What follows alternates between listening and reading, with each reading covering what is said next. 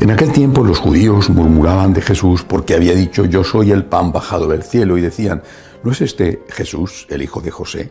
¿No conocemos a su padre y a su madre? ¿Cómo dice ahora que ha bajado del cielo? Jesús tomó la palabra y les dijo: no critiquéis. Nadie puede venir a mí si no lo atrae el Padre que me ha enviado, y yo lo resucitaré en el último día. Está escrito en los profetas: serán todos discípulos de Dios. Todo el que escucha al Padre y aprende viene a mí. No es que alguien haya visto al Padre, a no ser el que está junto a Dios. Ese ha visto al Padre. En verdad os digo, el que cree tiene vida eterna. Yo soy el pan de la vida. Vuestros padres comieron en el desierto el maná y murieron. Este es el pan que baja del cielo, para que el hombre coma de él y no muera. Yo soy el pan vivo que ha bajado del cielo. El que coma de este pan vivirá para siempre. Y el pan que yo daré es mi carne por la vida del mundo. Palabra del Señor. Quiero fijarme para comenzar la meditación de este domingo en las palabras que dice Jesús. Por supuesto no son las únicas y quizá no sean las más importantes de este Evangelio, pero para empezar quiero fijarme en estas dos palabras: no critiquéis, no critiquéis. En primer lugar, es una orden que da el Señor, no es una invitación, es una orden que da a los suyos de que no cometan el pecado de la crítica. Bueno, creo que eso vale para todos nosotros en muchos momentos de la vida, porque esa tendencia de criticar y de ver la paja en el ojo ajeno la tenemos todos, y además ciertamente algunos la tienen, esa tendencia, de forma extraordinaria. Pero todos tenemos esa tendencia. No critiquéis. Y es una cosa, repito, que el Señor manda, y lo manda por el bien del prójimo y en el fondo también por nuestro bien, porque el que critica no solo hace muchísimo daño, sino se hace también daño a sí mismo. Bien. Ahora, esta orden de no criticar no significa que no tengas que juzgar a lo que el otro está haciendo. Creo que es distinto. Me parece que es equivalente a cuando el Señor dice: no juzguéis si no seréis juzgados, no critiquéis si no seréis criticados. O sea, el juicio tiene que hacerse necesariamente sobre las obras. ¿Cómo no vamos a juzgar y a condenar un atentado terrorista? ¿Cómo no vamos a juzgar y a condenar un delito de abuso de menor por un sacerdote? O la corrupción de muchos de los políticos. ¿Cómo no vamos a juzgar y a condenar la corrupción o el abuso o la muerte, el crimen? Una cosa es juzgar lo que se hace y otra cosa es juzgar a la persona que lo hace. O sea, y eso creo que hay que tenerlo en cuenta. La crítica no significa que el Señor nos esté pidiendo que no seamos capaces de ser críticos con los malos comportamientos. Significa que nos está diciendo el Señor que la medida que usemos la usarán con nosotros. Y con mucha frecuencia, cuando nos juzgamos a nosotros mismos, tendemos a ser muy indulgentes porque somos conscientes de aquello que llamamos las circunstancias atenuantes, que muchas veces el otro no las ve, no ve que existen. Pues tuviste un mal día, estabas muy cansado, llevabas tiempo en que el niño recién nacido te impedía dormir bien y tienes el carácter más avinagrado que de costumbre, o bueno, lo que sea, ¿no? Bueno, tú sabes cuáles son esas circunstancias que el otro no conoce, o por lo menos no las conoce como tú, no las experimenta como tú.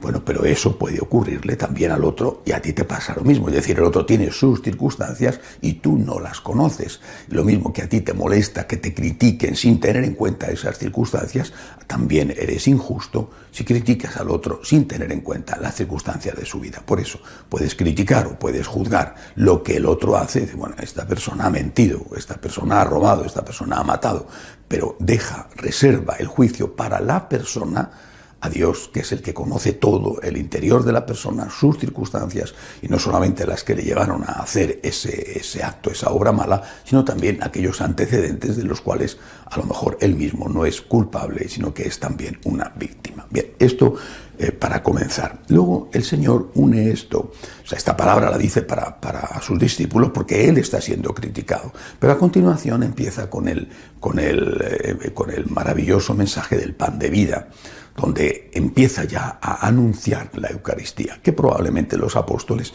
no se enteraron del todo hasta que no llegó la última cena y posteriormente la venida del Espíritu Santo en Pentecostés. Empieza a anunciar la Eucaristía. Yo soy el pan de vida. el pan de vida, el pan que da la vida, y el que come de este pan no morirá para siempre. Bien, la Eucaristía. Ahora, para que exista la Eucaristía, necesariamente tienen que existir sacerdotes.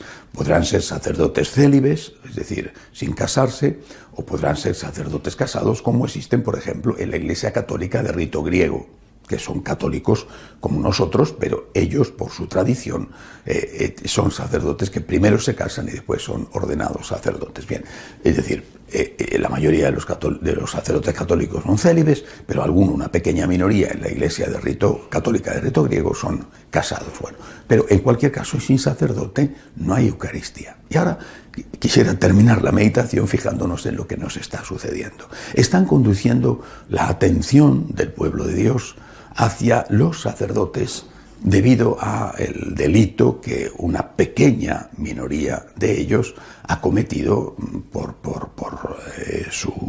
caer en la tentación, por ejemplo, de abusar de menores. Bueno, es terrible, no hay justificación ninguna, insisto, y siempre digo lo mismo para que nadie me acuse de que estoy minusvalorando el problema. La cuestión es gravísima, y gravísima de una forma especial para esos niños, esos adolescentes que han sido víctimas de esas personas. Bueno, ahora bien, ¿por qué todos los sacerdotes tienen que estar manchados por lo que una pequeñísima minoría ha cometido?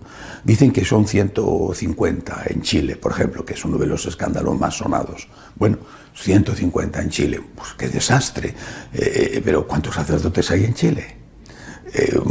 Sale a la luz las fechorías de un cardenal, el cardenal McCarrick en Estados Unidos, verdaderas fechorías. Bueno, quizá, no lo sé, yo no soy quien para juzgarlo, porque no tengo los datos, no sé si consentidas o mirando para otra parte por parte de algunas personas, no lo sé. Pero en cualquier caso, ¿cuántos cardenales hay en la Iglesia Católica?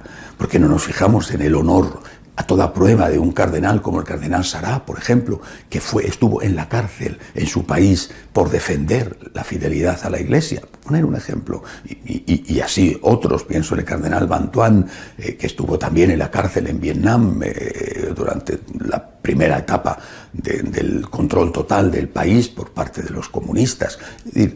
Podemos fijarnos en lo que va mal y en cambio no nos fijamos en lo que va bien, y a la vez estamos criminalizando no solamente a unas personas que han obrado mal, sino al resto, a la vez que eso nos hace sentirnos buenos a nosotros. Qué duros somos con los pederastas, y qué bien que hacemos en ser duros con los pederastas, pero a la vez estamos nosotros justificándonos de otras cosas que no llegan a ese nivel, pero que también están mal.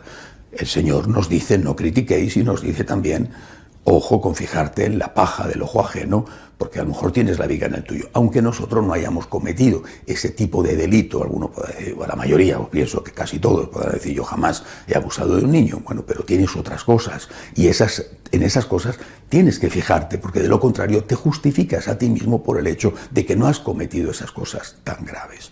Más aún, lo que está pasando con todo esto, esta criminalización de los sacerdotes por extensión, no porque lo hayan cometido, pero el mal clima hace que muchos ya en general estén desconfiando de los sacerdotes. Y eso no solamente genera para los sacerdotes, soy sacerdote, una sensación muy incómoda, muy desagradable, de sospecha, de sentirte sucio porque te miran sucio, bueno, sino que además repercute extraordinariamente en las nuevas vocaciones. Las nuevas vocaciones, los muchachos que entran en los seminarios son cada vez menos.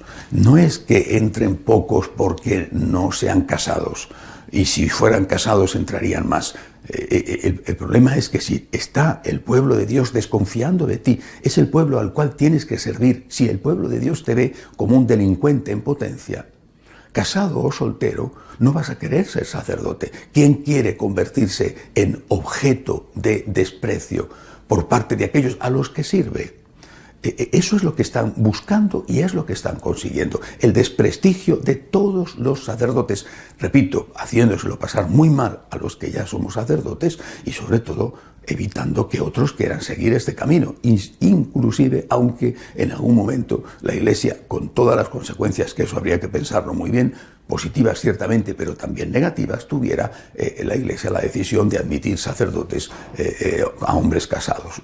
repito, en la Iglesia Católica Oriental existen. Ahora, incluso en ese caso, ¿quién quiere ser sacerdote si es una carrera, una profesión, un trabajo, un ministerio, un servicio que está desprestigiado y que incluso es objeto de burla, de desprecio por aquellos que están recibiendo el beneficio de la consagración de esa persona?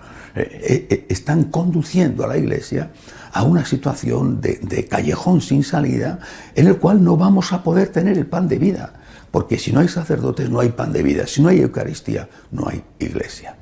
Más aún, están haciendo otra cosa y todo esto es un fenómeno de auténtica ingeniería social, donde los que lo están haciendo saben lo que hacen y hay que denunciarlo. Están haciendo que nos fijemos con sospecha en todos los sacerdotes y en la vida de los sacerdotes. Repito, algunos han obrado muy mal y la justicia tendrá que actuar, pero todos los demás ya somos mirados con sospecha.